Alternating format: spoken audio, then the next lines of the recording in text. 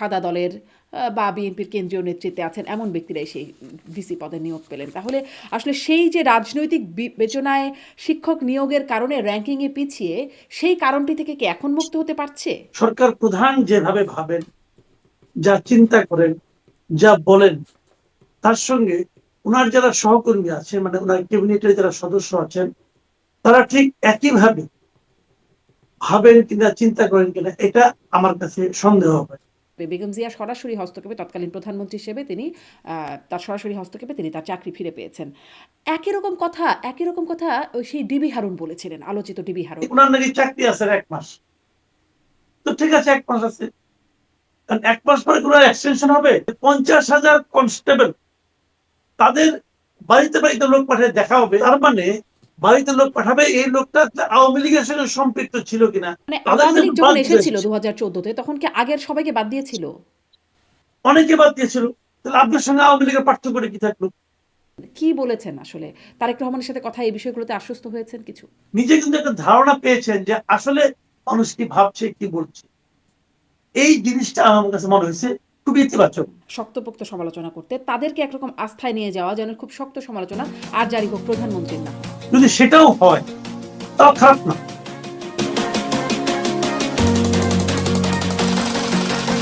প্রশ্ন হবে লাগামহীন। জানাতে চাই এই সময়ের পালস অফ পলিটিক্স। রাজনৈতিক নিয়োগের কারণেই ঢাকা বিশ্ববিদ্যালয় আন্তর্জাতিক র্যাঙ্কিংয়ে নেই। ঢাকা বিশ্ববিদ্যালয়ের শিক্ষার্থীদের সঙ্গে মতবিনিময়কালে এমন মন্তব্য করেছেন প্রধানমন্ত্রী তারেক রহমান। অথচ দায়িত্ব নেয়ার পরই দলীয় বিবেচনায় বিএনপি সমর্থক সাদা দলের নেতা ও বিএনপি পন্থী শিক্ষকদের দেশের 8টি বিশ্ববিদ্যালয়ে ভিসি পদে একযোগে নিয়োগ দিয়েছে বর্তমান সরকার। পুলিশ সপ্তাহের আয়োজনে প্রধানমন্ত্রী বলেছেন, পুলিশ কোনো দলের নয়, অথচ তার উপস্থিতিতেই ঢাকা রেঞ্জের ডিআইজি রেজাউল করিম নিজেকে শতভাগ বিএনপি সমর্থক হিসেবে সগর্বে উপস্থাপন করেছেন।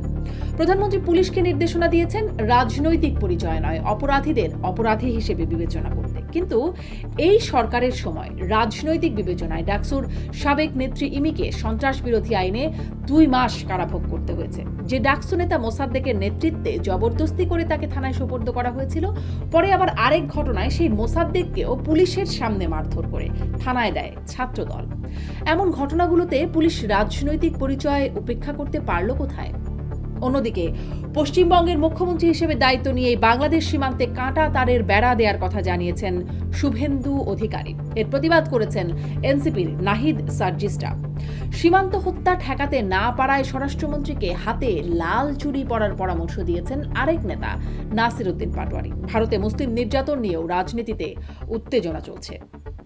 কিন্তু উত্তেজনা তো দূরের কথা, আলোচনাতেও কেন নেই হামে 4 শতাধিক মৃত্যুর বিষয়টি?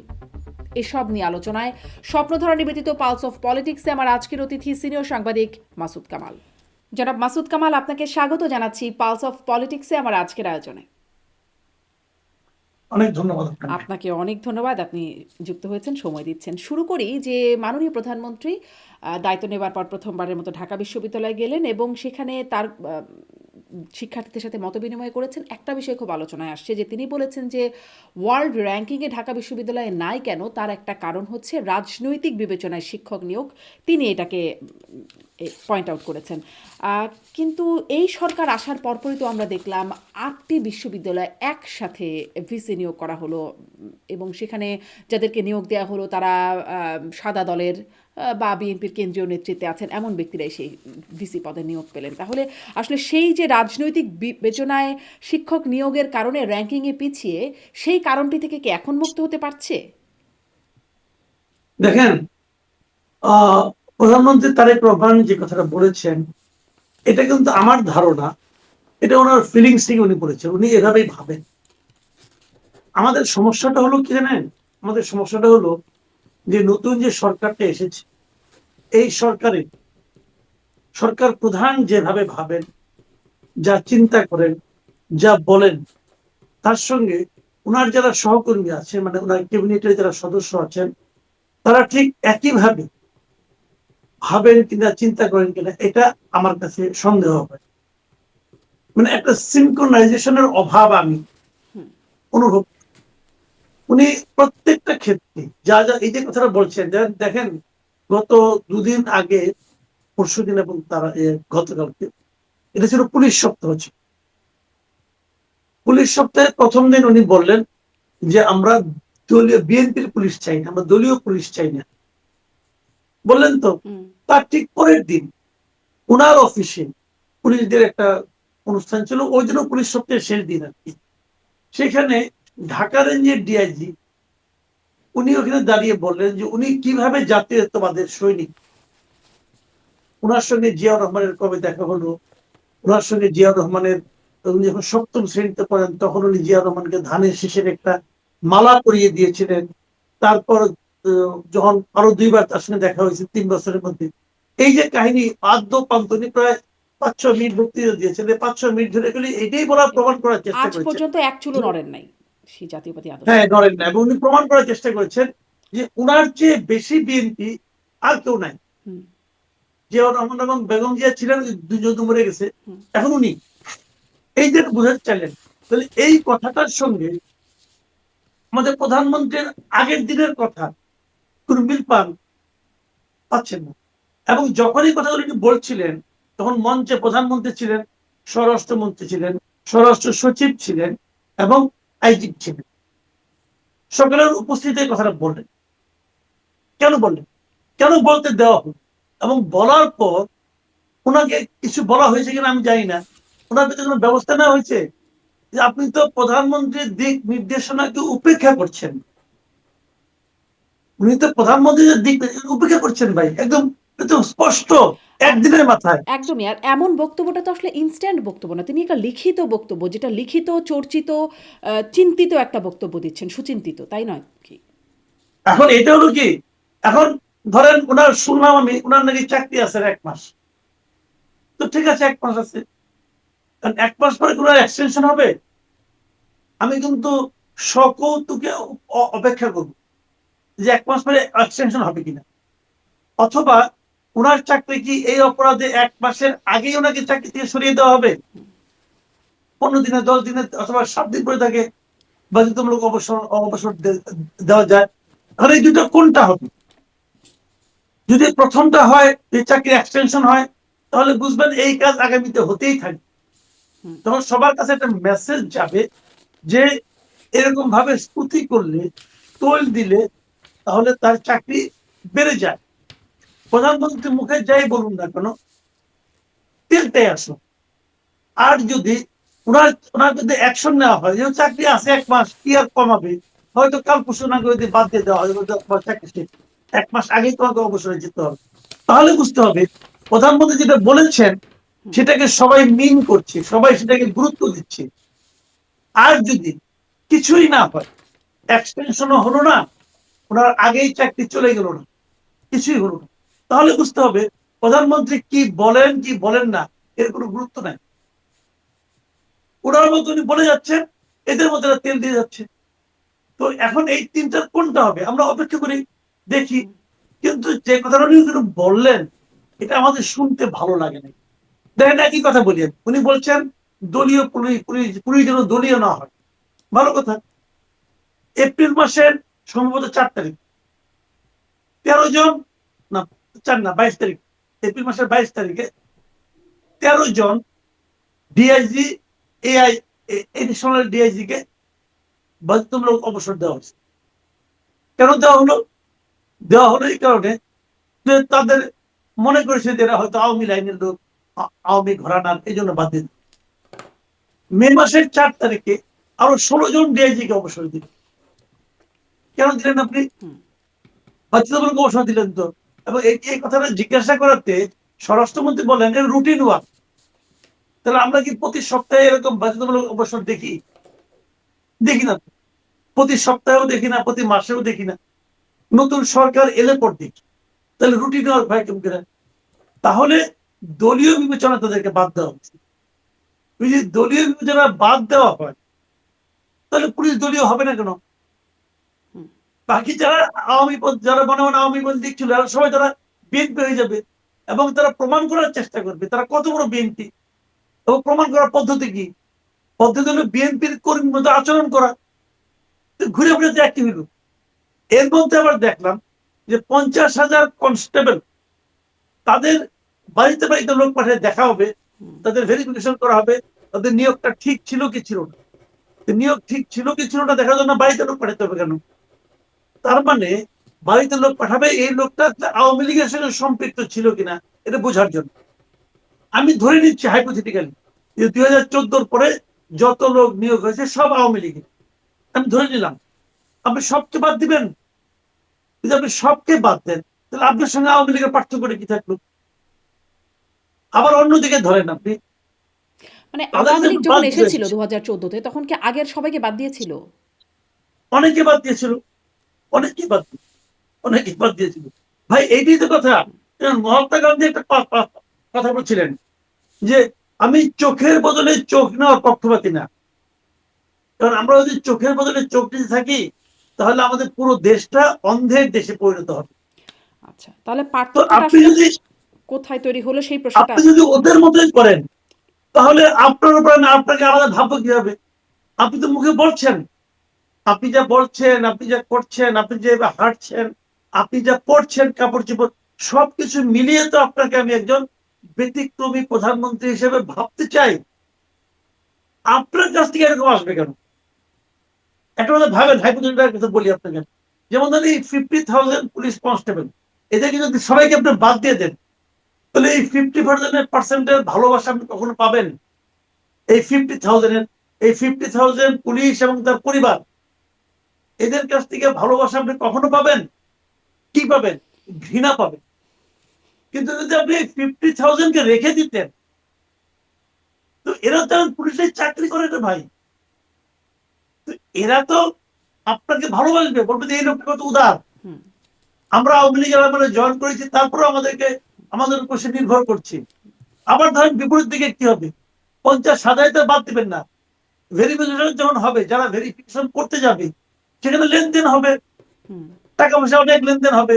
তারা বলবে না, আসলে বিএনপি চাপে পড়ে আওয়ামী লীগের পরিচয় দিয়েছিল, এগুলো বলবে। তার মানে কি একটা বিশাল অঙ্কের টাকা পয়সা লেনদেনের ব্যবস্থাও কিন্তু আপনি করে দিলেন। কেমনে হলো ভাই? এটাকে কি আইনের শাসন বলে? আইনের কোন ধারায় লেখা আছে যে আগের গভর্নমেন্টের আমলে দলীয় পরিচয় যারা পুলিশ হয়েছে তাদেরকে বাদ দিতে হবে?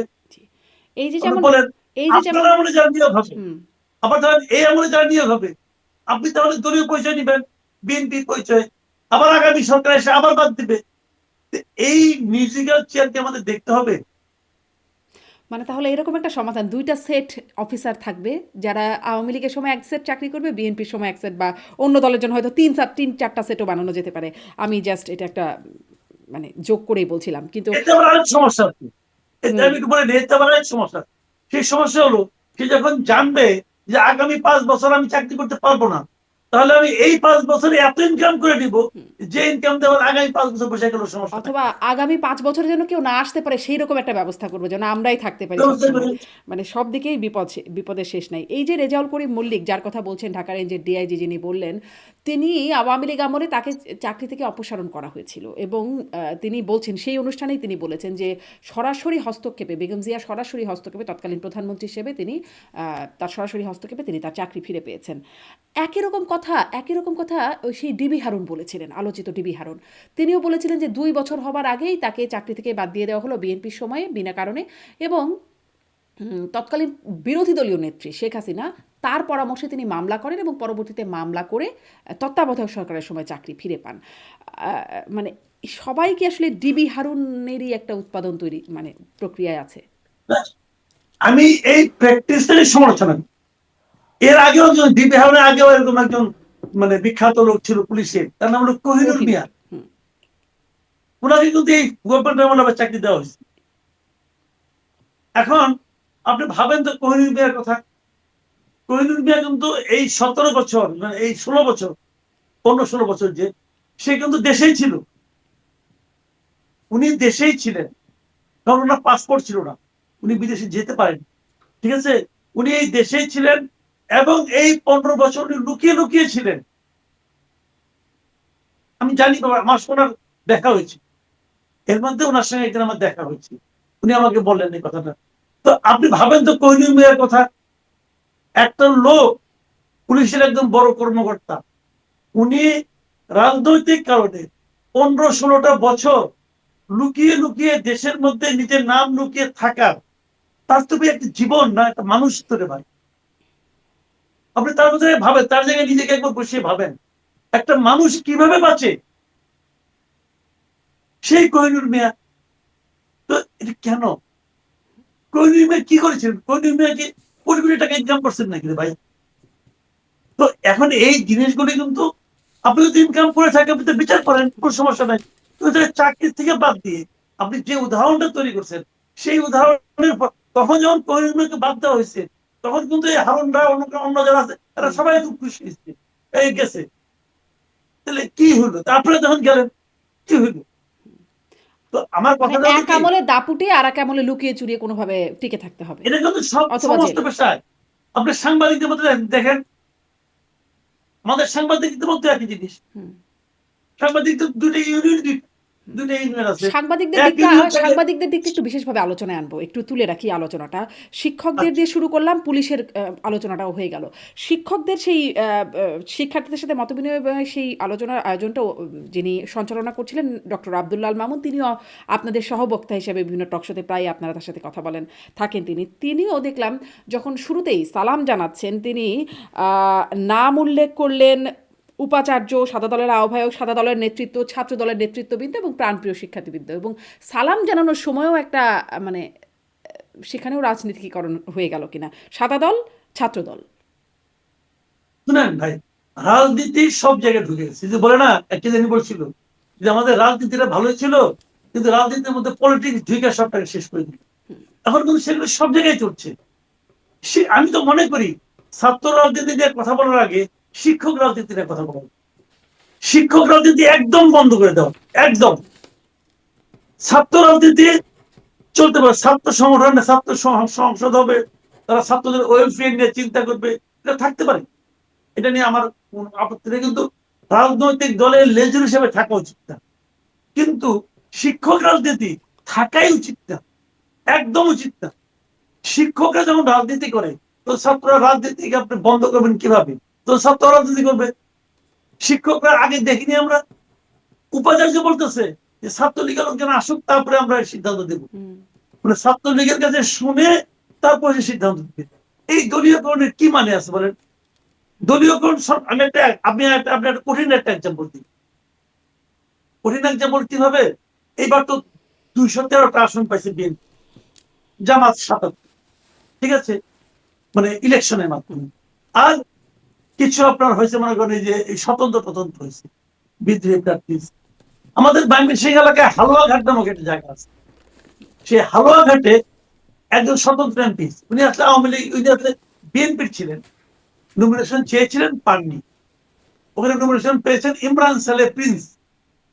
প্রিন্স নমিনেশন পেয়েছে ইমরান সালে প্রিন্স, বিএনপির একজন বড় নেতা কিন্তু, বুঝলেন। এখন প্রিন্স সাহেব নমিনেশন পেয়েছেন, কিন্তু প্রিন্স সাহেব নির্বাচনে হেরে গেছে। সেন্ট্রাল লিডার স্থানীয় একটা ছেলের কাছে হেরে গেছে। এবং যিনি বিদ্রোহী যিনি ছিলেন, উনি ইয়াং একটা ভদ্রলোক। তো এখন আমি আজকে এই ঘটনাটা আমি বললাম এই কারণে, আজকে আমি একটা পত্রিকায় একটা রিপোর্ট দেখলাম যে একদিন আগে ওখানে কিছু উন্নয়নমূলক কাজ হয়েছে, একটা ব্রিজের উদ্বোধন হয়েছে, একটা ভবনের উদ্বোধন হয়েছে, ভিত্তিপ্রস্তর স্থাপন হয়েছে, অমুক তমুক অনেক কাজ হয়েছে হালুয়াঘাট। সেখানে উপস্থিত ছিলেন ময়মনসিংহের তথ্য প্রতিমন্ত্রী, ময়মনসিংহ এলাকার আর কি ওই পার্শ্ববর্তী উপজেলার একজন এমপি, যিনি নাকি তথ্য প্রতিমন্ত্রী হয়েছেন, ইয়াসের খান না কি এরকম নাম একজন, ওই তথ্য প্রতিমন্ত্রী উদ্বোধন করেছেন। তার সঙ্গে ময়মনসিংহ আমাদের মুক্তাগ আসার এমপি ছিলেন, ময়মনসিংহের জেলা বিএনপির সভাপতি ছিলেন, ময়মনসিংহের জেলা পরিষদের যিনি প্রশাসক তিনি ছিলেন, সবাই ছিলেন। এমনকি পরাজিত প্রার্থী ইমরান সালে প্রিন্স ছিলেন, ছিলেন না কেবল ওখানকার এমপি। কারণ এমপি বিএনপি না, মানে বিএনপি থেকে পাশ করে নাই, সে বিএনপি প্রার্থীকে হারিয়ে পাশ করছে।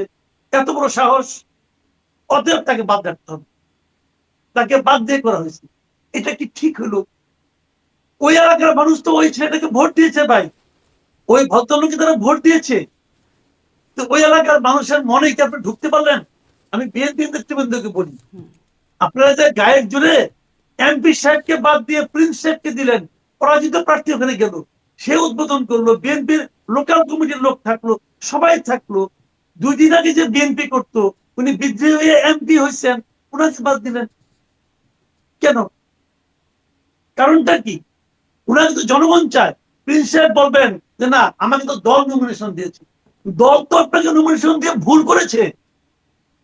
দল যে আপনাকে নমিনেশন দিয়ে ভুল করেছে, তার প্রমাণ হলো আপনি ফেল করছেন। আসলে রুবেল সাহেবের নমিনেশন পাওয়ার যোগ্য ছিল। রুবেল সাহেব ধানের শীষ ছাড়াই পাস করছে। ধানের শীষ পাঠাতে সে আরো অনেক ভোট পাইত। তো এই জিনিসগুলো আপনি কিভাবে দেখবেন বলেন? এটা দলীয়করণ না। জি। তাহলে আমি মনে করার চেষ্টা করতেছি, এই তারেক রহমান সাহেব নির্বাচিত হওয়ার পর বলেছিলেন ভাষণে যে আমাকে যারা ভোট দিয়েছেন, আমার বিপক্ষে যারা ভোট দিয়েছেন এবং যারা ভোটই দেননি, এই সরকার সকলের সরকার। তো এই সরকার তো রুবেলেরই সরকার না, ওই এমপি সাহেবের সরকার তো না এটা। জি। এই এই সরকার দলীয়করণ দায়িত্ব নেবার পর কোন থেকেই ভালো উদাহরণ নয়। এই সরকার দায়িত্ব নেবার পর থেকেই দলীয় নিয়োগ, মানে সেই বাংলাদেশ ব্যাংক থেকে শুরু করে এই বিশ্ববিদ্যালয়ের কথা বললাম, আটটি বিশ্ববিদ্যালয়, দুদকেও মানে সরিয়ে দেওয়া, প্রশাসন, পুলিশ, এমনকি সেনাবাহিনীরও কিছু রদবদল হয়েছে, সবখানে দলীয় বিবেচনার কথা বলা হচ্ছে। একটা পুরনো প্রশ্ন যে এই দলীয় বিবেচনায় দিয়ে কি খুব লাভ হয়? মানে সেনাবাহিনীর ক্ষেত্রে যেই এখন মাসুদউদ্দিন চৌধুরী গ্রেপ্তার হয়ে আছেন বা বিদেশে আছেন ময়নু আহমেদ, তারাও আসলে টুকটাক দলীয় বিবেচনার ছিল তাদের প্রতিও, সেটা আমরা জেনেছি যে জ্যেষ্ঠতা লঙ্ঘন করে মইনু আহমেদকে তখন সেনাপ্রধান করা হলো, বা মাসুদউদ্দিন চৌধুরীকে আত্মীয়তার জেরে তাকে নবম ডিভিশনের জিওসি করা হয়েছিল। পরে তাদের দ্বারাই নিপীড়নের শিকার হয়েছেন বর্তমান প্রধানমন্ত্রী, এবং বিএনপি আওয়ামী লীগ সব একদম গণহারে নিপীড়নের শিকার হয়েছেন। দলীয় বিবেচনায় দিয়ে কি এমন মানে ক্ষতিই তো হলো সেই সময়। ক্ষতিত হয়। শুনেন, সরকারি দলীয় বিবেচনা যারা নিয়োগপ্রাপ্ত হয়, তারা ওই সরকারকে সার্ভ করবে এটা গ্যারান্টেড না। কারণ সরকারি দলীয় বিবেচনা হয় যেটা, সরকার কিন্তু পাওয়ারফুল, সেই ক্ষমতার একটু ছিটে ফোটা পাওয়ার জন্য সবাই নিজেকে সরকারি বলে। আওয়ামী লীগ আমলে আমি অনেকবার বলছি, আওয়ামী লীগ আমলে যদি আপনার সঙ্গে রাস্তায় 10 জন লোকের দেখা হতো, তাহলে 9.5 জনই কিন্তু আওয়ামী লীগ করতো। হুম। সে লোকগুলো কই? সে লোকগুলো সবাই এখন বিএনপি হয়ে গেছে। সে লোকগুলো সবাই এখন বিএনপি হয়ে গেছে। এই কেন হয়েছে বলেন? বিএনপি কে ভালোবাসা হয়েছে? না, তারা বিএনপি হয়েছে যে বিএনপি হইলে আমি হালুয়া রুটি একটু ভাগ পাবো, এই জন্য হয়েছে। বিএনপি কি টর্চার করতেছে নাকি? এই যে টর্চার যা করা হতো তত ইউনুস সব করে গেছে। তাহলে এখন যারা বিএনপি কিন্তু ভয় হচ্ছে না, তারা এখন বিএনপি হচ্ছে হালুয়া রুটি ভাগ পাওয়ার জন্য। ওই যে তো ওবায়দুল কাদের যদি বলতেন না, বিএনপি আওয়ামী লীগের সাধারণ সম্পাদক, কাউয়া, ফার্মের মুরগি, হাইব্রিড সবাই ঢুকছে এখন আওয়ামী লীগে, এখন একদম মানে সেভাবে কি সব বিএনপিতে ঢুকছে? হ্যাঁ, এগুলো তো এভাবে যাচ্ছে, বিএনপি সব হাইব্রিড, এগুলো হাইব্রিড বিএনপি হয়ে যাচ্ছে। তবে এটা কোনো এখানেই না, এখানেই না, প্রধানমন্ত্রীর আশেপাশে বহুত আছে। প্রধানমন্ত্রীর আশেপাশে অনেক লোক আছে যাদের সঙ্গে বিএনপির কোন মানে ছাত্র দলের, ছাত্রলীগের, ছাত্র দলের, যুব দলের অথবা বিএনপির কোন সংশ্লিষ্টতা নাই। বিএনপির সমর্থক ছিল হয়তো বা, দেখেন এখন বিশেষ সহকারী হয়ে গেছে।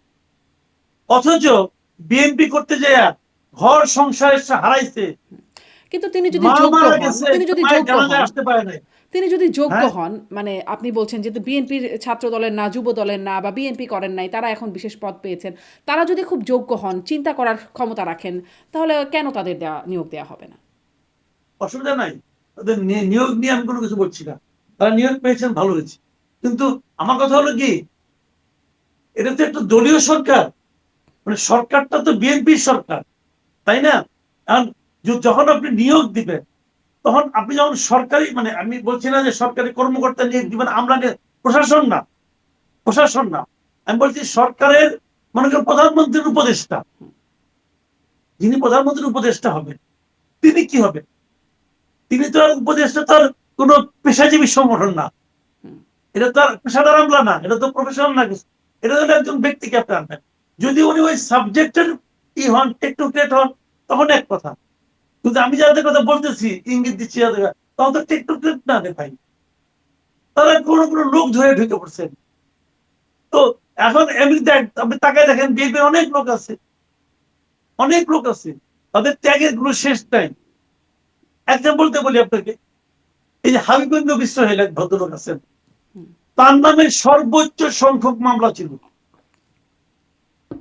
তার নামে সর্বোচ্চ সংখ্যক মামলা তার নামে ছিল বিএনপির নেতাদের মধ্যে। উনি কেন্দ্রীয় নেতা, ওনাকে কি বানানো হয়েছে ভাই? উনি নো হয়। এখন বলবেন হাইবিনের বিশ্ববিদ্যালয়ের জন্য কোনো আন্দোলন করছে না, বিদ্রোহ। হ্যাঁ, সে বিদ্রোহ করতেছে না, সে দলের প্রতি অনুগতও আছে, কিন্তু এই আনুগত্যে, এই ত্যাগে বিনিময়ে সে পেলোটা, তাকে নমিনেশনও দেন নাই, সে এমপি হতেও পারে, সে কিছুই পেল না। তো আমি বলছি কি, মানে তাহলে মানে দল ব্যাপারটা করবে কি কেন? এরকম, ব্যাপারটা দলীয় কি সরকার। এরকম যে দলের ভেতরে ত্যাগের মানে মূল্যায়ন কম হলেও বা কোথাও কোথাও সেটা ত্যাগের মূল্যায়নটা বাদ পড়ে গেলেও পেশাজীবীদের ক্ষেত্রে সেই দলের মানে দলীয় মূল্যায়নটা খুব ভালো হচ্ছে।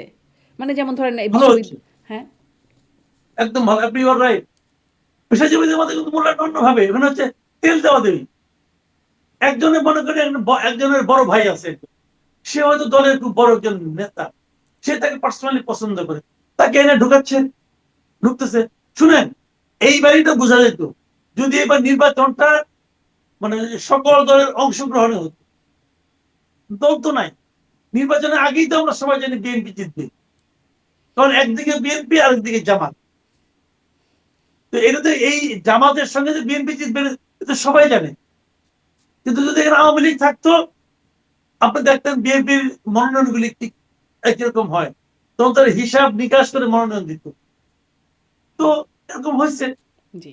মানে আমরা বিশ্ববিদ্যালয়ের দিকে তাকালাম, আমরা পুলিশের দিকে কথা বললাম। আ আ মাননীয় প্রধানমন্ত্রী এও বলছেন যে অপরাধীদের রাজনৈতিক পরিচয় নয়, পুলিশদেরকেই বলছেন যে অপরাধীদের রাজনৈতিক পরিচয় নয়, অপরাধীদের অপরাধী হিসেবেই বিবেচনা করতে পুলিশকে নির্দেশনা দিচ্ছেন। মানে এখানেও রাজনৈতিক বিবেচনার কথাই আসছে। কিন্তু সেটিও কি আসলে হচ্ছে? উদাহরণস্বরূপ যদি দেখি দেখেন, ইমি আমি তাকে আসলে রাজনৈতিক বিবেচনায় সন্ত্রাস বিরোধী আইনে নিয়ে গিয়ে তাকে ২ মাস জেল খাটলো এবং মাস্টার্স পরীক্ষা দিতে পারলো। তার বিয়েও ছিল বেচারির। সব কিছুই উল্টাপাল্টা হয়ে গেল জীবনটা। যারা তাকে ঠেলে দিয়ে আসলো সেই মোসাদ্দেক, পরবর্তীতে মোসাদ্দেক, ডাকসু নেতা মোসাদ্দেককে আবার ছাত্রদল নেতারা মেরে পিটে পুলিশে দিয়ে আসলো। তখনও পুলিশ নিশ্চুপ। মানে তা পুলিশের সামনে মারলো, মেরে তাকে দিয়ে আসলো, তখনও পুলিশ নিশ্চুপ। রাজনৈতিক পরিচয়কে উপেক্ষা করতে পারছে পুলিশ? পারছে না। আমি তো আবার বললাম, আপনাকে আগেও বলেছি যে প্রধানমন্ত্রী যেভাবে বলছেন সেভাবে তার সহকর্মীরা চলছেন না, তারা প্রধানমন্ত্রীকে ফলো করছেন না, সিনক্রোনাইজিংটা হচ্ছে না। সিনক্রোনাইজিং এর দরকার আছে। এতে কি আমি প্রধানমন্ত্রী আপনাকে ক্ষুব্ধ এক্সাম্পল হচ্ছেন? দেবো। নাকি হ্যাঁ, প্রধানমন্ত্রী এটা মেনেই এই নিচ্ছেন? জন্য মেইন পয়েন্ট, এই পয়েন্টে আমি আসতেছি। হুম, দেখেন সিনক্রোনাইজিং কি কারণে হচ্ছে না। প্রধানমন্ত্রী যেহেতু প্রত্যেকটা মন্ত্রীকে জনে জনে যে প্রত্যেকটা ঘটনাকে কেন্দ্র করে উনি তো প্রত্যেক দিন যে বলবেন না, উনি একটা নীতিমালা দিবেন, উনি বলবেন যে আমার এই জন্য পলিসি, আপনারা এই পলিসিটা ফলো করেন। এবং অনেক সময় আমি উদাহরণ দিয়ে বলি আপনাকে, যেমন ধরেন ফুটবল যখন খেলা হয়, যখন নাকি দলের অধিনায়ক সে কি প্রত্যেকটা প্লেয়ার নাম ধরে যে ডাকে, এই তুমি দিয়ে দাও, হুম, তুমিও দিয়ে দাও বলে, কথা বলে না ভাই। দুই একটা জায়গায় বলে, বাকি সময় কিন্তু ওনার নেওয়ার ভঙ্গি দেখে, বল দিয়ে দেওয়ার টান দেয়, ওই ভঙ্গি দেখে কিন্তু সহকর্মীটা মানে সহযোগী খেলোয়াড়টা বুঝে আমাকে কোন জায়গায় থাকতে হবে, কোন জায়গায় পাস দিবে, চোখের ইশারায় কিন্তু তারা বুঝে। এখানেও ঠিক একই জিনিস। উনি তো টিম লিডার, ওনার টিমের যারা আছেন তারা তো ওনার চোখের ইশারায় বুঝবেন, ওনার কথা সব বলতে হবে কেন। কিন্তু আমরা দেখতেছি উনি যা বলতেছেন সেগুলো বাস্তবায়িত হচ্ছে না। এই যে আপনি বলেন থানায় দলীয় পুলিশ কি হবে না, থানায় মানে বিএনপি লোকজন, দলীয় লোকজন যে প্রভাব বিস্তার করবে না বললেন তো। স্বরাষ্ট্রমন্ত্রী কিন্তু মাঝখানে একবার থানায় গিয়েছিলেন, উনি থানায় গিয়ে বললেন যে বিএনপি লোকজন যেন থানায় না আসে। খুব ভালো কথা, আসলে তো যাবে না। বিএনপি লোকের থানায় কি কাজ? বিএনপির লোক যাবে বিএনপি অফিসে, তাকে থানায় যেতে হবে কেন? কিন্তু থানায় যাচ্ছে। আজকে আপনি খবর নেন, সারা দেশে সকল থানায় বলে আপনি দেখেন কোন থানায় যায় নাই, বিএনপি লোকজন আছে। এখন এটা হয় কি, এটা একটা ভালো ব্যবসা। উপজেলা পর্যায়ে এই থানায় যাওয়াটা, থানায় যে দালালি করাটা, এটা হলো সবচেয়ে লাভজনক ব্যবসা। হুম। তো এই ব্যবসা বিএনপি ছাড়বে কেন? এই ব্যবসা তো আওয়ামী লীগও করছে, আওয়ামী লীগ করছে, ছাত্রলীগ করছে, যুবলীগ করছে, স্বেচ্ছাসেবক লীগ করছে, সবাই করছে, এরাও করতেছে। বাট মূল যে কথাটা সেটা হলো কি, যে প্রাইম মিনিস্টার যা বলছেন, যা ভাবছেন, যেভাবে করতে চাচ্ছেন সেভাবে হচ্ছে না। জি। হচ্ছে না, আপনি তো শুরুতেই বললেন যে উনি বলছেন যে শিক্ষা মানে যেন দলীয় বিবেচনা শিক্ষকদের নিয়োগ না হয়। অথচ আমাদের শিক্ষামন্ত্রী তো একবারে সমস্ত বিশ্ববিদ্যালয়ের মানে ওনার দলীয় লোককে নিয়োগ দিয়ে দিচ্ছেন, দেন নাই? দিচ্ছেন তো। ওনারা তো বুঝতে পারছেন না প্রাইম মিনিস্টার কি বলছে, না, অথবা ধরেন বুঝতেও ধরেন মানছেন না। আগের প্রাইম মিনিস্টার যদি বলি, শেখ হাসিনা যখন প্রাইম, তখন তো তিনি বলতেন অপরাধী যেই দলেরই হোক কাউকে ছাড় দেয়া হবে না। কিন্তু এগুলো তো শুনতাম, ওই কাজ একই তো এরকমটা হতো কথা। না। আমার কাছে মনে হয় উনি এটা মিন করতেন কিনা আমার সন্দেহ। উনি মিন করতেন কিনা এটা নিয়ে আমার সন্দেহ আছে, কারণ অনেক অপরাধী ছাড়ার ব্যাপারে ওনার নিজেরও ভূমিকা ছিল। কাজে ওইটা উনি মিন করতেন কিনা এটা আমার সন্দেহ আছে। জনাব তারেক রহমান মিন করছেন তো? আমি তাই এখনো পর্যন্ত তাই মনে করি। আচ্ছা, আম, একটু ওই যে সাংবাদিকদের বিষয়ে বলছিলেন। আচ্ছা, বিচারের ক্ষেত্রেও আসি, মানে সবখানেই রাজনীতিকরণের বিষয়ে আলোচনা হচ্ছে, শিক্ষক, পুলিশ, আহ, বিচার বিভাগের ক্ষেত্রেও, মানে বিচারের ক্ষেত্রেও একটু জানতে চাই যে ধরেন 21শে আগস্টের মামলা, সেখানে সবাই খালাস হয়ে গেল, মামলা আর কোনো মামলার ফুল স্টপ হয়ে গেল একদম। আবার সেই আওয়ামী লীগ আমলের শাপলা চত্বরের হত্যাকাণ্ড, সেই ঘটনাতে তখন ফুল স্টপ ছিল, এখন এসে সেটি চালু হচ্ছে। বিচার বিভাগেও আসলে সেই রাজনীতিকরণ, সেটির প্রভাব মুক্ত হচ্ছে কি, হওয়ার পথে যাচ্ছে কি? দেখেন 21 আগস্ট গ্র্যান্ড হামলা যেটা ছিল, সেটার কিন্তু সবাই খালাস পাইছে অন্তর্বর্তীকালীন সরকার।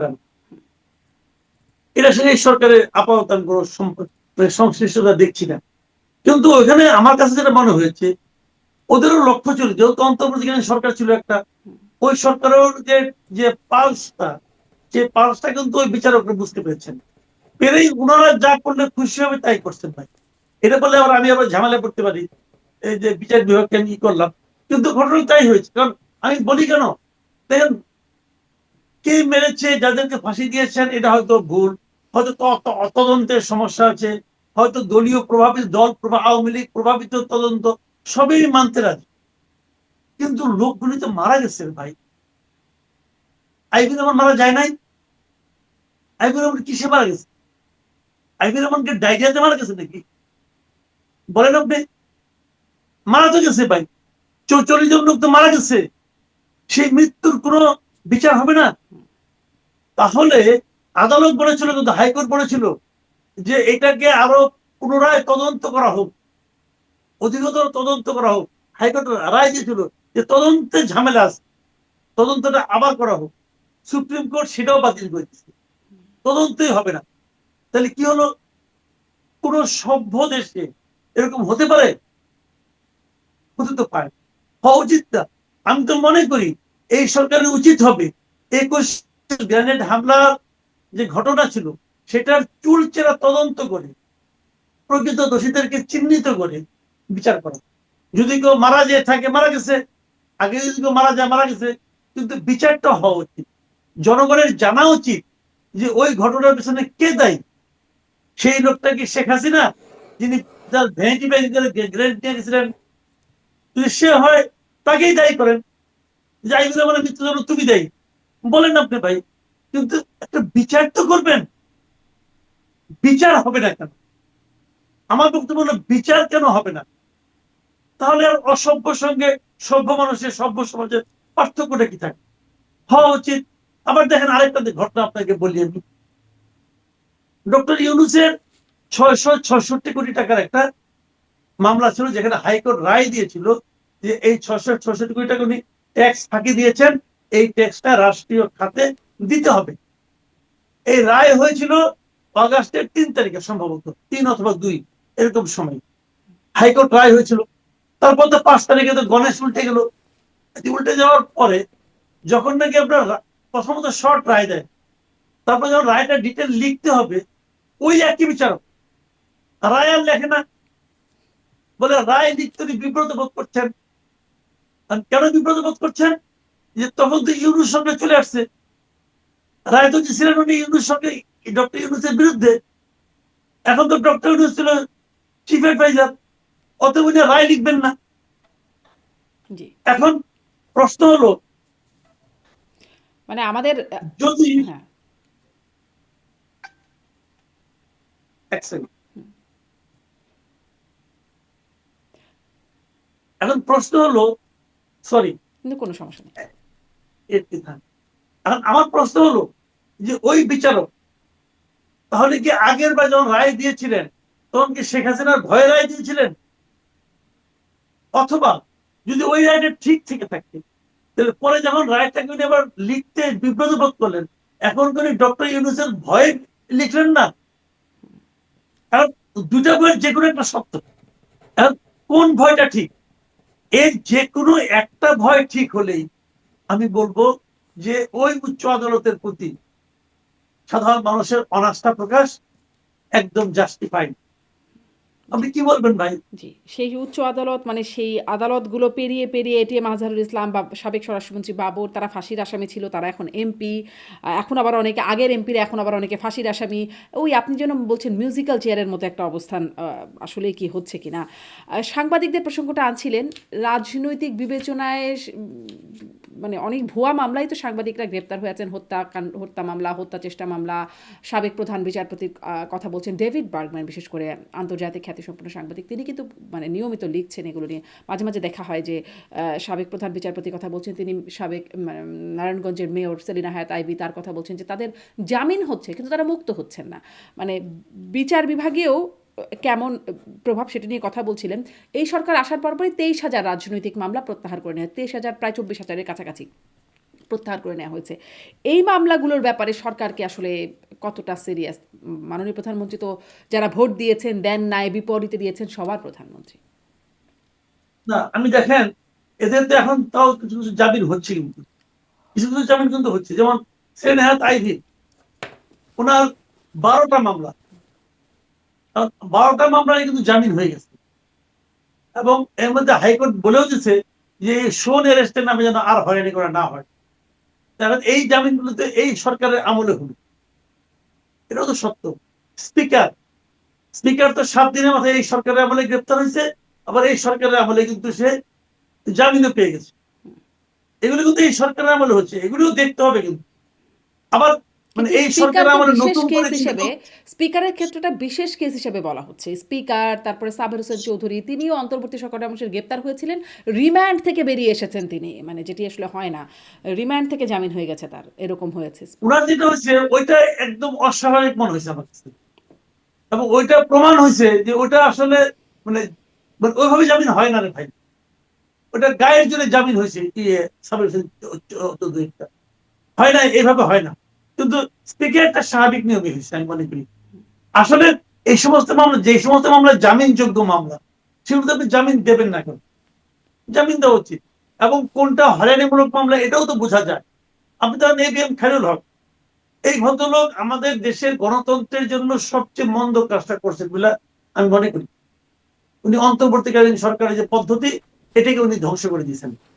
এটা ভয়ঙ্কর অন্যায় করছেন। তো ওনাকে ওই কারণে তার বিরুদ্ধে মামলা করেন, যাত্রাবাড়ি হত্যা মামলা ওনাকে আসামি করেন। এটা তো ভাই পাগলেও হাসবে। এটা কিছু হইলো? অন্তর্বর্তীকালীন সরকারের সময় এগুলো হয়েছে। এই ডক্টর আসিফ নজরুল নিজের বিরাট একদম মানে কি মনে করেন, নিরপেক্ষ না কি কি জানি বলে আর কি, জাতির বিবেক, ওই বিবেক তো এই কাজগুলি করে গেছে, তাই না? এখন উনি বাবা অন্য অন্য গান গায়। যাও, এগুলি তো হয়েছে ওই সময়। আমাদের সাংবাদিকদের মধ্যে অনেকের বিরুদ্ধে কিন্তু এরকম মামলা হয়েছে। এবং সেই মামলাগুলি মনে করেন উত্তরায় কে মারা গেছে, সেখানে আছে শেখ হাসিনা উত্তর ওই মামলা আসামি, 1 নম্বর আসামি। শেখ হাসিনা কি আপনার ফারজানা রূপা, শাকিল আহমেদ এদের সঙ্গে পরামর্শ করে বলছে তাহলে গুলি করি? ওরা বলছে হ্যাঁ আপা গুলি করেন। তারপর এই তোমরা গুলি করো। রূপা বলছে, ও গুলি করে দিছে। ঘটনাগুলি এভাবে হয়েছে রে ভাই। ফারজানা রূপা, শাকিল আহমেদ, মুজাম্মেল বাবু, শ্যামল দত্ত, এদের অনেক অপরাধ থাকতে পারে।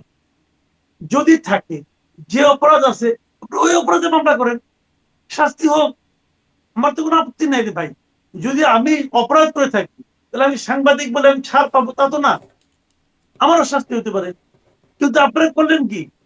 ধরেন একজন লোক মুরগি চুরি করছে, ঠিক আছে, এখন তারা ফাঁসানোর জন্য যে মুরগি চোর তো দিলে পরে জামিন পাই যাবে, দেও তারা হত্যা মামলা দিয়ে দিলেন। হত্যা মামলা, তো হত্যা মামলা আপনি প্রমাণ করতে পারবেন কিন্তু মুরগি চুরি করছে ভাই। তো হত্যা মামলা তার কি হলো? সে খালাস পেয়ে গেল। মাঝখান থেকে কি হলো? সে যে মুরগি চুরি করছিল ওইটার কোনো শাস্তি হলো না। তো এখানে কিন্তু তাই হবে, সবাই ছাড়া পেয়ে যাবে। কিন্তু তারা যে আসলে কিছু অন্যায় করেছিল সেটা একটা শাস্তি হওয়া দরকার ছিল না? ছিল তো। তো সেই অন্যায় শাস্তি হচ্ছে না। তাহলে বেশি শাস্তি দিতে যায়। তার উপরে এগুলো মব, এগুলো আমি মনে করি জানেন এগুলো বিচার বিভাগীয় মব। এগুলো আমার কাছে মনে হয় এই যে আপনার গণমামলা দিয়ে জামিন না দিয়ে বিচার যেখানে আটকে রাখা, এগুলি বিচার বিভাগীয় মব। জি, মানে আইন সবসময় আমরা শুনি সাবেক প্রধানমন্ত্রীও খুব বলতেন আইন তার নিজস্ব গতিতে চলবে, কিন্তু তখনও দেখতাম আসলে সরকারের গতিতে চলছে। এখনও কি আইন তার গতিটা বুঝলো কিনা সেই প্রশ্নটাই বারবার করতে হচ্ছে। সেটি হয়তো দুঃখজনক। একটু এবারে আসি যে আমাদের মাননীয় বিরোধী দলীয় নেতা তিনি চাঁদাবাজির কথা বলছেন, যে চাঁদাবাজির কারণে বাজার পরিস্থিতি আরও খারাপ হয়েছে, অবস্থা খারাপ হয়েছে।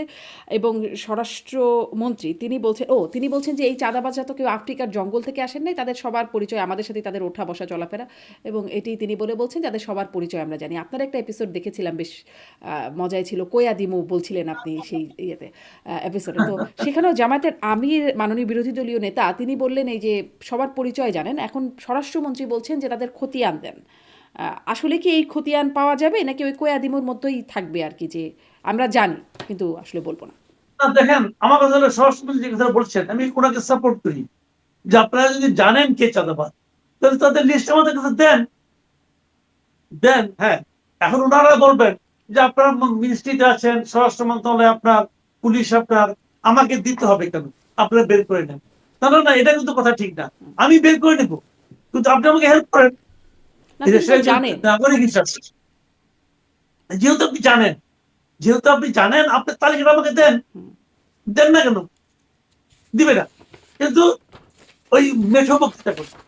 ওই যে আরেকজন আমি বলছিলাম তো ওই সময় ওইটাতে, যে আপনার ওই সাবেক এক সচিব ছিল এবিএম আব্দুল সাত্তার, উনি বলছিলেন ওনার কাছে ৮ জন উপদেষ্টার দুর্নীতির গোয়েন্দা রিপোর্ট ওনার কাছে আছে।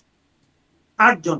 যখন উনি বলেন ওটা ছিল আপনার এই প্রশাসনিক যে আছে অ্যাসোসিয়েশন প্রশাসনের, তাদের এক সম্মেলনে, এবং ওটা বলার পর সবাই তাদের হাততালি দিছে।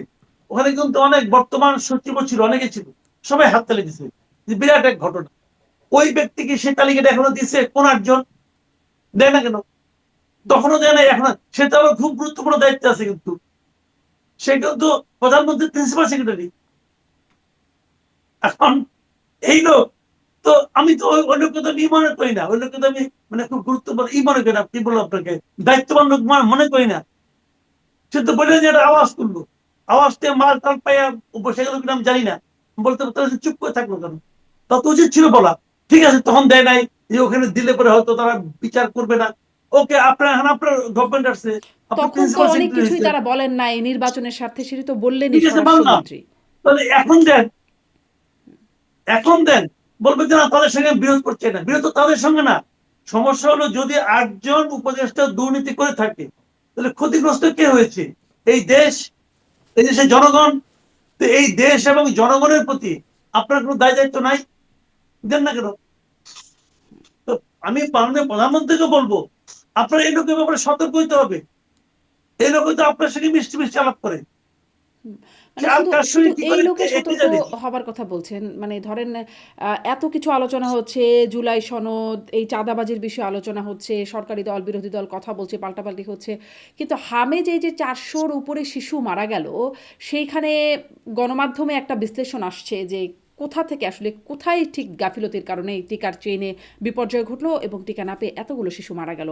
এবং যারা আক্রান্ত হয়েছে তারাও নাকি দীর্ঘমেয়াদী নানান রকম নিউরোলজিক্যাল সমস্যায় ভুগবেন, সারা জীবনই হয়তো ভুগবেন বাচ্চাগুলো বড় হতে হতে, এইরকম একটা বিশেষজ্ঞরা বিশ্লেষণ করছেন। কিন্তু কারা দায়ী, কেন হলো না, সেই জবাবদিহিতাটাও তো এই সরকার করছে না। মানে একরকম ইনডেমনিটি দেওয়া, যেমন আওয়ামী লীগ সরকার এসে তত্ত্বাবধায়ক সরকারকে ইনডেমনিটি দিয়েছিল, একটা ইনডেমনিটি দেওয়ার ব্যাপারটা আছে নাকি, যে ৮ উপদেষ্টা কারা তাও বলবো না, আমি কারা দায়ী তাও বলবো না, কাউকেই কিছু করা হবে না, কারা বাণিজ্য চুক্তি করলো সেটাও আমরা দেখবো না। আপনার এই বক্তব্যটা একদম আমি উড়ে যেতে পারবো না। এই বক্তব্য মানে অনেক বিষয় আছে যেগুলো নাকি সরকারের আচরণ দেখে সেরকমই মনে হচ্ছে, যে কেন আপনি হামে হামে প্রধানমন্ত্রী বলেছেন এই জন্য যারা দায়ী তারা ক্ষমার অযোগ্য অপরাধ করেছেন।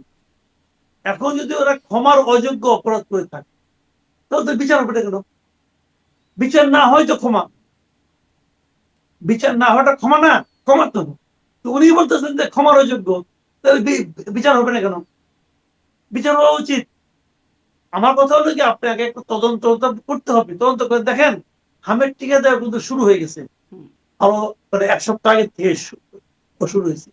আর হামের টিকাটা হলো এমন যে এটা টিকা দেওয়া শুরু করার পরে 10 থেকে 14 দিনের মধ্যে সে কিন্তু অ্যান্টিবডি তৈরি করে ফেলায়, মানে 10 থেকে 14 দিনের মধ্যে এই প্রকোপটা কমবে, এটা আমি পার্সোনালি আশাবাদী।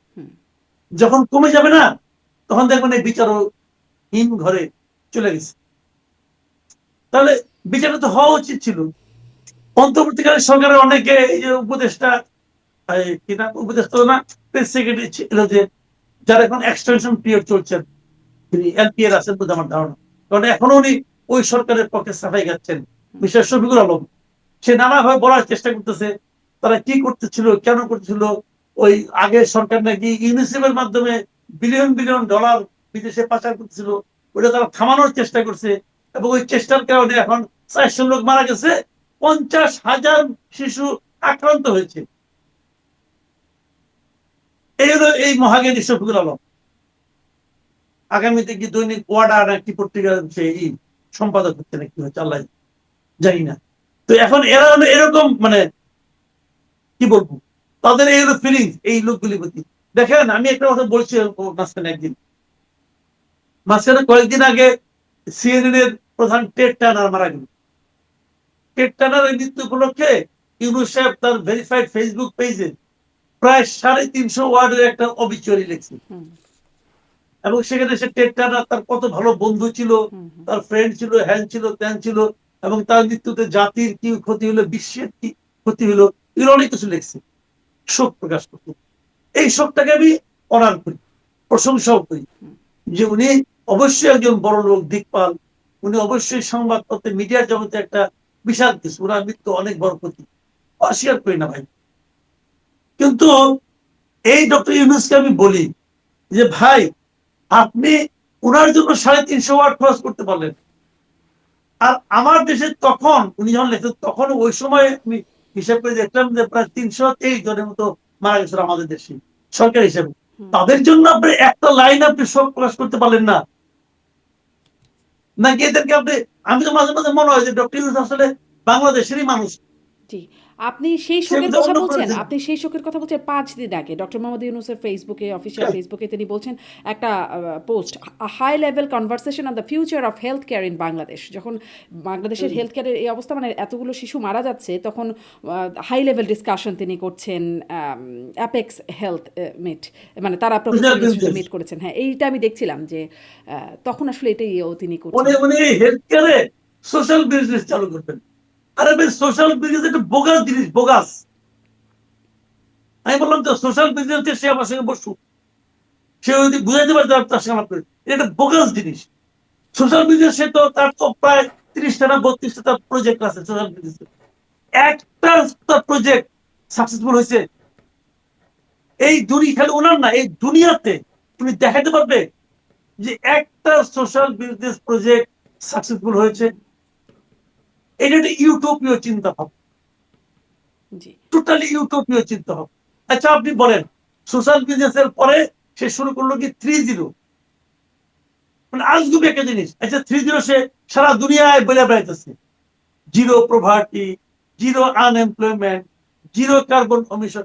আচ্ছা আপনি আমার বলেন তো ভাই, জিরো প্রভার্টি হলে পরে জিরো আনএমপ্লয়মেন্টের কি ভূমিকা থাকে, অথবা জিরো আনএমপ্লয়মেন্ট হলে পরে জিরো প্রভার্টির কি ভূমিকা থাকে? দুটো তো সমার্থক ভাই।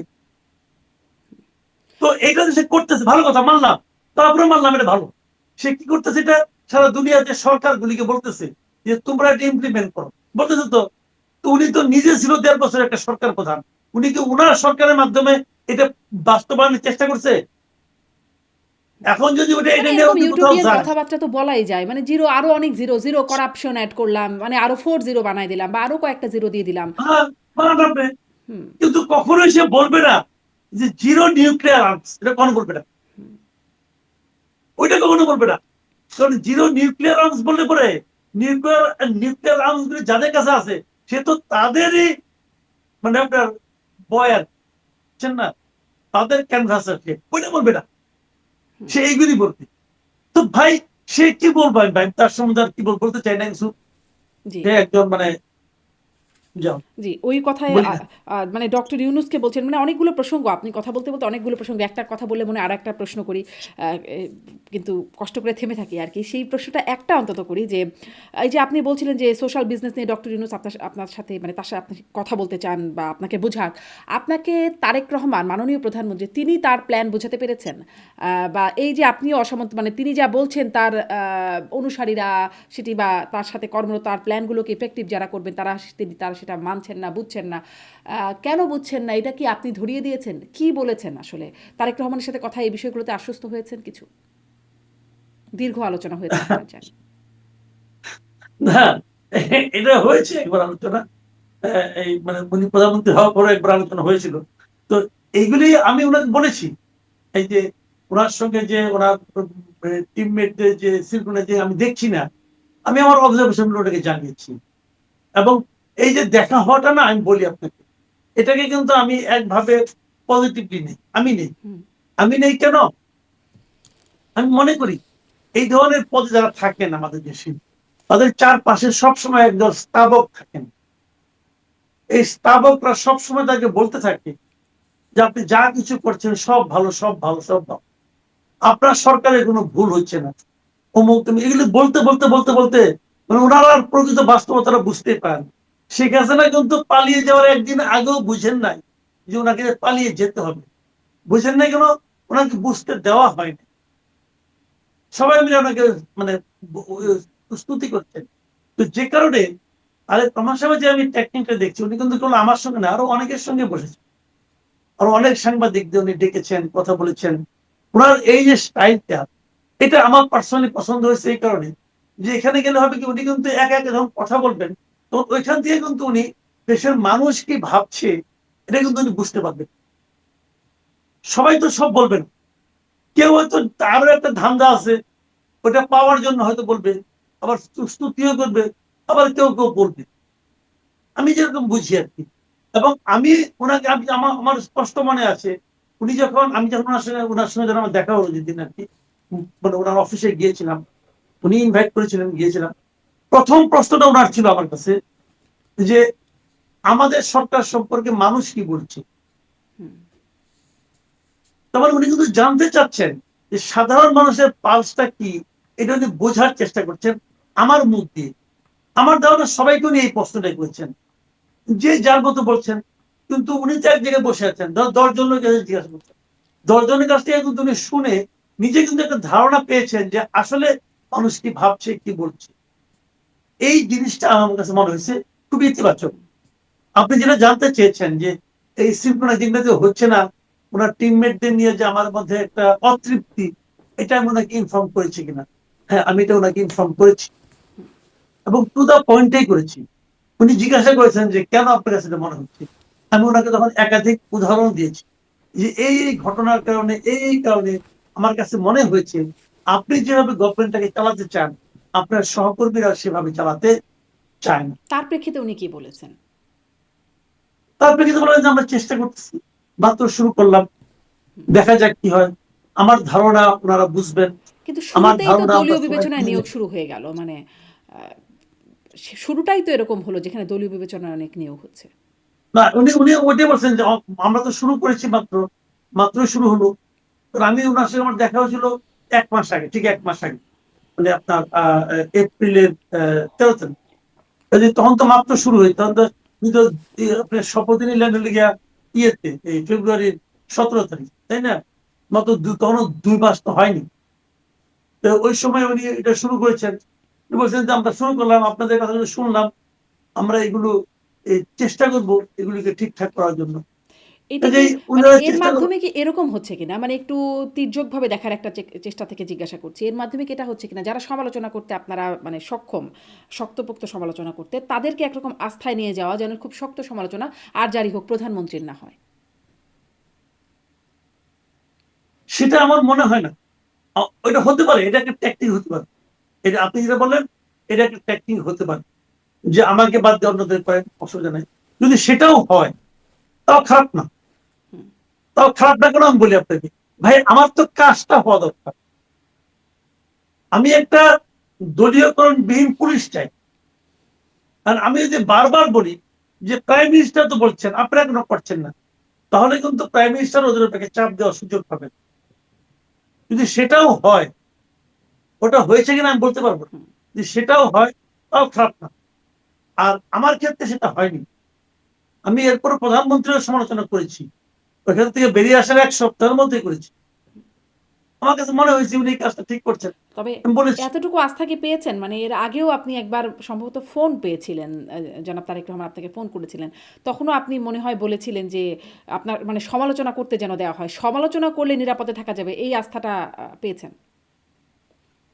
হ্যাঁ, এটা আমি ওনাকে আবারও স্মরণ করিয়ে দিয়েছি যে আমি কিন্তু আপনার আমি আমার সমালোচনা কিন্তু আমি করবো, আপনি আমাকে থামানোর চেষ্টা করেন। উনি বলছিলেন যে না, আমি আপনাকে এই গ্যারান্টি দিচ্ছি, আপনারা সমালোচনা করবেন, যারাই সমালোচনা করবেন তাদেরকে থামানোর কোনো চেষ্টা আমার গভর্নমেন্ট করবে না। এটা আমার কথা না, আমাদের সবার কথাই বলছি। হুম। কারণ আমরা সমালোচনাটাকে এন্টারটেইন করি। আমরা মনে করি যে সমালোচনাটা আপনারা করছেন আমাদের ভালোর জন্য, সরকারের ভালোর জন্য। যাক, এটি একটা খুবই ইতিবাচক অ্যাপ্রোচ হবে নিশ্চয়ই। একটা ছোট করে একটু আসি যে কাঁটাতারের বেড়া, একটু ভারতের প্রসঙ্গে আসি। শুভেন্দু অধিকারী মুখ্যমন্ত্রীর পদে আসীন হবা মাত্রই তিনি বাংলাদেশের সীমান্তে কাঁটাতারের বেড়া দেবার কথা বলছেন, যেটিকে খুব আমলে নিচ্ছেন না বাংলাদেশের মাননীয় স্বরাষ্ট্রমন্ত্রী। তিনি বলছেন এটি রাজ্য সরকার, মানে কেন্দ্রীয় সরকারের অ্যাপ্রোচ তো না। আসলে বাংলাদেশের অ্যাপ্রোচ কেমন মনে হচ্ছে আর ভারতের অ্যাপ্রোচ কেমন মনে হচ্ছে? আমি পার্সোনালি বলি, কাঁটাতারের বেড়া যদি তারা দিতে চায় আমাদের সমস্যা কি? দেখ না, হুম। দেখ। তাদের জমিতে তারা কাঁটাতারের বেড়া দিবে, মাঝখানে শুনলাম কুমির ছেড়ে দিবে, তারপরে শুনলাম সাপ ছেড়ে দিবে। দেখ না, আমাদের সমস্যাটা কি ভাই? আমি তো বলি তারা ওয়াল দিয়ে দে। এতে তাদের যেটা জমিতে হবে তাদের খরচে দিক। করুক, হ্যাঁ। আমার সমস্যা নেই। এতে বরং যেটা হবে যে সীমান্তে আর আমাদের লোকজন গুলি খেয়ে মরবে না। গরু চড়াতে যাবে, গুলি খাবে, দরকার নাই। কাঁটাতারে বেড়া থাকলে কি হবে? ওখানে তো আর মানে ওপারে যাওয়ার কোনো স্কোপ নাই। আমি কিন্তু এটাতে খারাপ মনে করি না, ভালো ভালো, খুব ভালো। তবে ওই যে পুশ পুশ ইন না পুশ ব্যাক হুম, করার হুম, জন্য হুম, হুম। ওই কাঁটাতারের মধ্যে আবার একটু ছোট্ট উইন্ডো রাখলে ভালো হয়। কারণ ওনারা তো আবার পুশ ইন করবে, তোর ওই উইন্ডো খুলে দিয়ে পুশ ইন করবে, সমস্যাটা কি? আহ, তবে আমি এতে খুব একটা আনহ্যাপি না, দেখ না। জি। শুনে আমি বলি, শুভেন্দু অধিকারী যে কথাগুলি বলেছেন, উনি তো অনেক কথাই বলেছেন, তখন ওগুলো না বড় দরকার ছিল। মমতা বন্দ্যোপাধ্যায়কে হারিয়ে নির্বাচনে জেতার জন্য উনি অনেক কথাই বলেছেন। উনি তো এমন কথা বলেছেন যে উনি ইউনূসকে মানেন না, ইয়ে ইয়ে শেখ হাসিনাই বাংলাদেশের বৈধ বৈধ প্রধানমন্ত্রী। প্রধানমন্ত্রী। এই শেখ হাসিনা নিয়ে যাবে, এই আপনার শাহজালাল বিমানবন্দরে আসবে, তাকে স্যালুট দিয়ে নিয়ে বসানো হবে। কিন্তু তিনি বলেছেন, উনি কিন্তু এখন বলবেন, এখন তো বলবেন না, কারণ নির্বাচন তো হয়ে গেছে। নির্বাচনে জেতার জন্য লোক অনেক কথাই বলে। বাংলাদেশেও দেখবেন ইলেকশনে জেতার জন্য একটা গ্রুপ সবসময় এন্টি ইন্ডিয়ান হুজুগ তুলে। তাহলে ইলেকশনে জেতার পর কি তারা এসে ইন্ডিয়ার সঙ্গে সম্পর্ক ছিন্ন করে? বিএনপি তো, বিএনপি পলিটিক্সের মধ্যে এন্টি ইন্ডিয়ান এলিমেন্ট আছে না? আছে তো। বিএনপি জিতছে, জেতার পর বিএনপি পররাষ্ট্রমন্ত্রী প্রথম গেছে দিল্লিতে। ভাই ওগুলো নির্বাচনে জেতার জন্য অনেক অনেক কিছু বলে। নির্বাচন যখন গভর্নমেন্ট ফর্ম করে তখন তাদের হিসাব অন্যরকম। শুভেন্দু অধিকারী এগুলি যে এই যে কাটাতারে ব্রাজিলে যাওয়ার জন্য সে যে জমি দিচ্ছে, এটা কেন? কারণ সে ইলেকশনের আগে এগুলি বলছিল যে আমি এটা করবো, এটা করবো, এটা করবো, করতেছে। এতে আমাদের বাংলাদেশের দিক থেকে আমি মনে করি না কোনো উদ্বিগ্ন হওয়ার কিছু আছে। তারা করবে, তাদের দেশ তারা করতেই পারে। কিন্তু আরো যেটা, তাদের দেশের তারা দেখবে না, জি, দেখুক। একদম স্পষ্ট। মানে আমাদের আপত্তির খুব কারণ নাই। এটা আপনার বক্তব্যে, আপনার বিশ্লেষণে স্পষ্ট হচ্ছে। আরেকটা বিষয় যে এরপরে ভারতের মুসলিম নির্যাতন যেটি বেড়ে গেছে বলে বাংলাদেশও একটা কনসার্ন জানাচ্ছে। মামুনুল হক বলছেন যে ভারতের মানে তাদের উদ্দেশ্যে বলছেন, মুসলিমদেরকে উদ্দেশ্য করে বলছেন, তাদের প্রতি সংহতি প্রকাশ করে বলছেন যে নরেন্দ্র মোদীর হিন্দুত্ববাদের বিরুদ্ধে প্রতিরোধ গড়ে তোলো, বিশ্ব মুসলিম তোমাদের সাথে আছে। নাহিদ ইসলাম, সার্জিস আলম তারাও মুসলিম নির্যাতনের কথা বলছেন এবং প্রতিবাদের কথা বলছেন। আমাদের ধর্মমন্ত্রী বলছেন ভারতের নির্যাতন বন্ধে অনুরোধ জানানো হবে। কিন্তু একই রকমভাবে কি যখন মানে খুবই একটা যৌক্তিক ব্যাপার, ভারতে কেন মুসলিম নির্যাতন হবে, কিন্তু একই রকমভাবে যখন ইরানে হামলা হলো, ইরানের মুসলিমরা মরতে শুরু করলো এবং সেটি অনেক মানে গভীরতা অনেক অনেক বেশি। সেখানে কি আসলে ইনাদেরকে এরকম প্রতিবাদী হতে দেখেছেন? সরকারের তো একটা খুবই দায়সারা একটা বিবৃতি ছিল। স্বাভাবিক। তখন তো ইনাদের আব্বাজান ট্রাম্প করছে, অসুবিধাটা কি? ট্রাম্প করলে তো কোনো সমস্যা নেই, ওটাতে কোনো সমস্যা নাই। ভাইরে আমি একটা কথা বলি আপনাকে, যদি ইন্ডিয়াতে মুসলিম নির্যাতন হয়, আমি বাংলাদেশ সারাদিন চিৎকার করলে কি নির্যাতন কমবে? মাথায় রেখেন, ভারতের মুসলিমরা নিজেরাই যথেষ্ট তাদের নির্যাতন প্রতিরোধের জন্য। একই কথা আমি বলবো, বাংলাদেশে যখন হিন্দু নির্যাতন হয়, নরেন্দ্র মোদী সারাদিন চিৎকার করলে হিন্দু নির্যাতন কমবে? বাংলাদেশের সরকার এবং বাংলাদেশের হিন্দুরাই যথেষ্ট তাদের নির্যাতনকে প্রতিরোধ করার জন্য। বাংলাদেশে হিন্দু নির্যাতনের যে চিত্র ভারতের কিছু কিছু মিডিয়া বারবার বলার চেষ্টা করে, আসলে কি বাংলাদেশের পরিস্থিতি তাই? ভাই, আমরা দেশে থাকি, অনেক গুজব আমাদের হিন্দু বন্ধু বান্ধব অনেক, কাজে এগুলি বললে ভাই এগুলি কি বলেন তো, এগুলি ভাই পলিটিক্স। এটা ওদেরও পলিটিক্স, এটা আমাদের এখানেও পলিটিক্স। আমাদের পলিটিক্যাল পার্টিগুলো এগুলো নিয়ে রাজনীতি করে, আর কিছু করে। আর নাসিরউদ্দিন পাটোয়ারি সীমান্ত হত্যা নিয়ে তিনি আগে খুব গরম গরম কথা বলতেন। তারাবির নামাজের সময় একবার বলেছিলেন যে তিনি এখন থেকে পরিমিত কথা বলবেন, তাকে নাকি পরামর্শ দিয়েছেন এমনটা, ফলে তিনি পরিমিত কথা বলবেন। এখন তিনি বলছেন যে সীমান্ত হত্যা, একজন কলেজ ছাত্রকে রাতের বেলা ধরে নিয়ে গেছে ভারতীয় খুনি বাহিনী এবং হত্যা করেছে। স্বরাষ্ট্রমন্ত্রী পররাষ্ট্রমন্ত্রী ওনাদের হাতে তিনি চুড়ি পরিয়ে রাখতে বলছেন, স্বরাষ্ট্রমন্ত্রী সালাউদ্দিন আহমেদকে লাল চুড়ি পরতে বলছেন, এবং বলছেন সীমান্ত রক্ষা করতে না পারলে আপনি একটা ভুয়া জাতীয়তাবাদী। আপনি আসলে কি মনে করছেন সীমান্ত হত্যা নিয়ে নাসিরউদ্দিন পাটোয়ারির বক্তব্য? না, সীমান্ত হত্যা যদি হয়, এটা তো আমাদের স্বরাষ্ট্র মন্ত্রণালয়ের ব্যর্থতা। কারণ বিজেপি তো স্বরাষ্ট্র মন্ত্রণালয়ের অধীনে, তাই না? এটা স্বরাষ্ট্র মন্ত্রণালয়ের অবশ্যই ব্যর্থতা। এখন তারা এটা নিয়ে কিভাবে হ্যান্ডেল করবে, এটা তাদের উচ্চ পর্যায়ে ভারতের কাছে প্রতিবাদ জানানো উচিত, ভারতের সঙ্গে আলোচনা করা উচিত, যেন এগুলি না ঘটে, এগুলো দেখা উচিত। আমাদের সীমান্ত হত্যা করার মতো তোমার কোনো ঘটনা ঘটে না, কিন্তু বাস্তবতা হলো আমাদের প্রচুর বাঙালি আমাদের দেশে বাংলাদেশি সীমান্তে কিন্তু নিহত হয়। ওই অনেক সময় এমনও আছে যে ওই আশেপাশে তো গরু চড়াতে গেছে, ওই দেখে তাদের গুলি করে দেয়। এই ধরনের ঘটনা কিন্তু ভারত ঘটায়, একদম ঘটায় না তা না, ঘটায়। যে এগুলোর ব্যাপারে সরকারের একটা দৃঢ়তা, একটা দৃঢ় পদক্ষেপ আমি মনে করি নেওয়া উচিত। মানে স্বরাষ্ট্রমন্ত্রী তাছাড়া কি মানে চুরি পড়ার সময় হয়েছে, মানে নাসিরউদ্দিন পাটোয়ারি যেভাবে বলছেন, আপনি কি মনে করেন? এটা পাটোয়ারি সাহেব বলছেন, পাটোয়ারি সাহেব সবকিছু বাড়াই বাড়াই বলেন। পাটোয়ারি সাহেব এটাও ওনার বলছেন, কথা মন্তব্য করা মানে, পাটোয়ারি শুনেন, সাহেব এটাও ওনার কথা বলছেন ইগনোর করেন।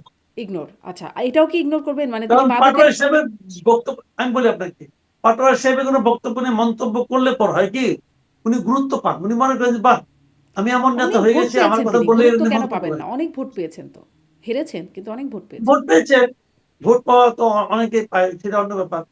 এবং এই ভোট নিয়ে অনেক আলোচনাও আছে, অনেক মন্তব্য আছে, অনেক সন্দেহও আছে, সে আলোচনা আমি যাচ্ছি না। কিন্তু আলটিমেটলি আমি মনে করি যে ওনাকে আমি যতটুকু চিনি, আমি মনে করি যে এই ধরনের কথাবার্তাকে গুরুত্ব না দেওয়া সবচেয়ে উত্তম, ইগনোর করেন। জি, জি। পাটোয়ারি সাহেবের কথা ইগনোর করলাম, কিন্তু অনেক কিছু আরও চলছে যেগুলো নিশ্চয়ই আমরা ইগনোর করব না। আমরা এগুলো নিয়ে কথা বলবো এবং দেখা যাক, আপনারাও কথা বলছেন, একদম খোদ প্রধানমন্ত্রীর কাছে গিয়ে কথা বলছেন। তাতে আসলে কতটা কাজ হয় সেই বিষয়গুলো নিশ্চয়ই আমরা নজরে রাখবো এবং সামনে আপনাদের সাথে কথা বলবো। অনেক ধন্যবাদ জনাব মাসুদ কামাল যুক্ত হয়ে সময় দেওয়ার জন্য। অনেক ধন্যবাদ আপনাকে। দর্শক, আপনাদের সবাইকে অনেক ধন্যবাদ।